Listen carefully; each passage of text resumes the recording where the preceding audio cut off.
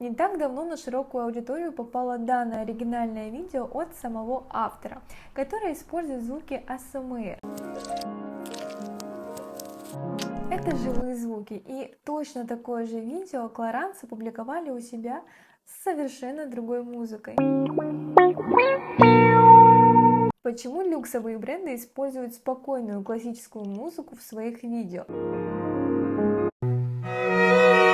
Все дело в том, что сопровождение под живые звуки АСМР у большинства людей могут вызвать чувство А такой раздражает?